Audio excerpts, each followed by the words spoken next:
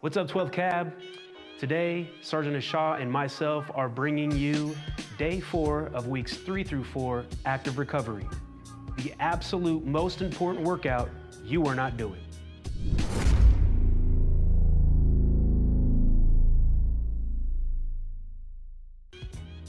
Active recovery is something we learn about in the Master Fitness Trainer course. I'm gonna be honest with you, most of the class had not heard of active recovery. None of us knew what it was until they actually went over it for a couple blocks of instruction. It was almost a couple days we spent on it. They really emphasized that we need to make this a part of the weekly schedule for PRT. So I'm bringing this to you into the unit to ensure that we understand what active recovery is and how it should be implemented, and how we need to make sure it's actually working itself into our PRT schedules. So now I'm going to get into the 5 W's of active recovery. First, we'll start with who. It's everybody. If you're doing PRT, even if you're not doing PRT, you're probably going to physical therapy, and you're actually doing active recovery when you're going to physical therapy. But for everybody else who is doing PRT, no matter what level of difficulty you're doing it, you need to be doing active recovery. The what is active recovery is basically taking a workout session and focusing on stretching your muscle groups, breathing, and possibly, if you can work it in, doing self-myofascial release, or basically self-massage for specific muscle groups.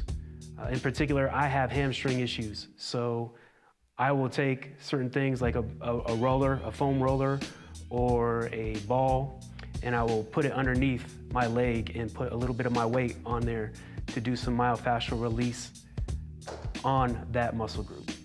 A perfect example of active recovery is anywhere between 15 and 45 minutes of moderate yoga routines. Very perfect, very simple stretching and breathing routines. Next is, when do we do active recovery? Or how often do we do active recovery? Active recovery should be done at least once every 2 weeks, but I would say it's best to put it in once a week for your PRT schedule. I am billing it in once a week for your PRT schedule. Basically, that's a 1-to-4 ratio, so we're working out 4 of those days and recovering 1. Otherwise, you are working out 10 days in a row, or excuse me, 9 days in a row, and you're only recovering for 1 of those days. So the 1-to-4 ratio is a much better recovery to workout schedule. So the next question is where? Where should you conduct active recovery? Active recovery can be conducted in your normal PT sessions, on the ground. Basically, what you want is enough space, personal space, for everybody to stretch out. Next thing that you want to keep in mind is when you stretch in warmer environments, it's a lot better. So if you can do it indoors, if you do something with a softer floor, or for instance, right now you're doing it in your home, you can use a yoga mat, you can use a carpet like I am doing. I do suggest you have a towel, maybe, or something that you, some kind of cushion for your knees or elbows for some of the positions that you might be getting into. Why are we doing active recovery? We're doing active recovery to prevent injuries. As much as exercises we do every day, it is literally our job to stay physically fit for physical readiness. So if we're gonna work out every day, we need to make sure we recover. We put a nice recovery plan in there to prevent injury. That is the main reason why. Another why question would be, why not leave the weekends for active recovery?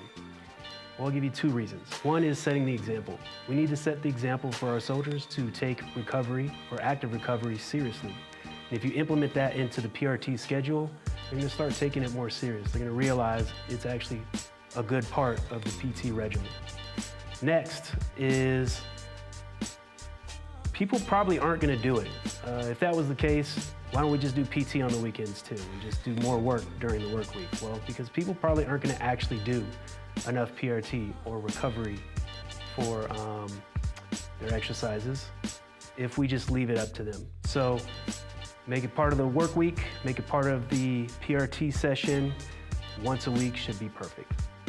All right, so now we're getting into the how, or basically some stretching fundamentals before we actually get down and start the actual active recovery. Most of all, I want you to think of active recovery is different for everyone. We can all go through the same stretches and poses that we're gonna be doing, but everybody's gonna get to it a little bit different. Their end result of that stretch or the limitations are all gonna be different, and that is okay. Next is your breathing is extremely important in terms of what we're doing. It's very yoga-based in that sense in terms of breathing.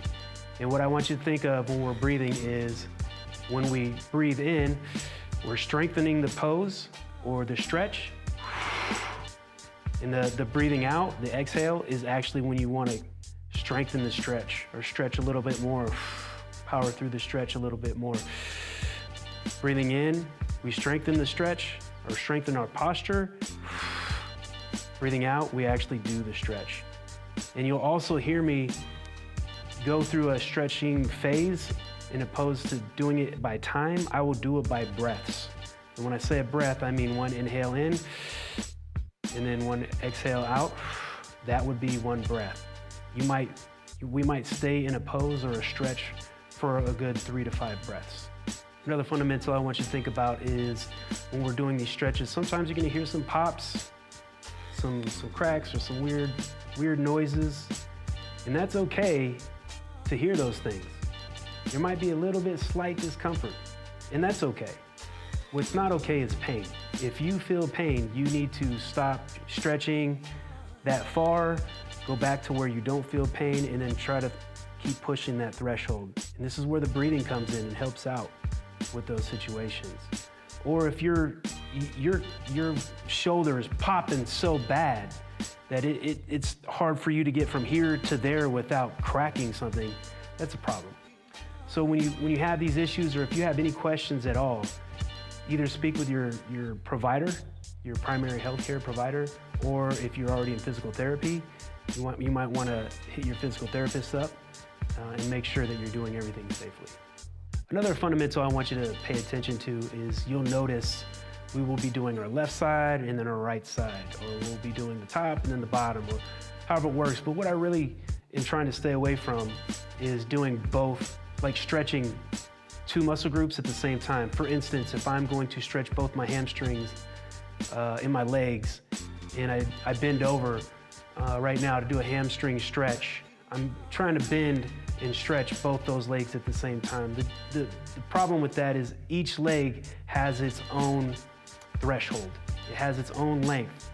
So you can, if you do each leg separately, you'll get more of a stretch for the legs that need it. Another thing you'll realize is, whoa, I am way more tense on my left side than I am my right side. So I can spend more time on my left side than my right side. It's important for you to stretch things out individually so you can recognize these differences and these issues. Next fundamental is very simple. Take your time. Take your time. If you're doing this with me and you're noticing I'm doing a stretch kind of fast, just pause it. Take your time. If you're more sore in this area than others and you don't want to move through it, pause the video. Do it on your own. Whatever you want to do, just take your time with it. If you want to go, if I say 3 to 5 breaths and you want to go 10 breaths, pause video, take 10 breaths. Whatever you want to do is fine. But the main issue is take your time. Last fundamental is be creative. Like I said before, everybody's body is a little bit different, moves a little bit different, has different thresholds and ranges. So when we're doing a lot of these stretches, or when you're stretching on your own, don't be afraid to go outside and maybe bend your hip, as opposed, like when you're stretching your shoulder here, stretch it low, stretch it high, okay? Stretch it all over the place. Don't be confined to just one stretch and one stretch only. If you find you get more range and stretch by putting your hand on your wrist, then do that. It's okay. So when we're going through these stretches, I'll kind of reiterate that to you, but there might be times I don't. But it feels better to do something a little bit different or off the stretch that I'm doing, and that is perfectly okay. As long as you're not feeling pain, it's fine. All right, 12 Cab, we'll see you tomorrow for our run day.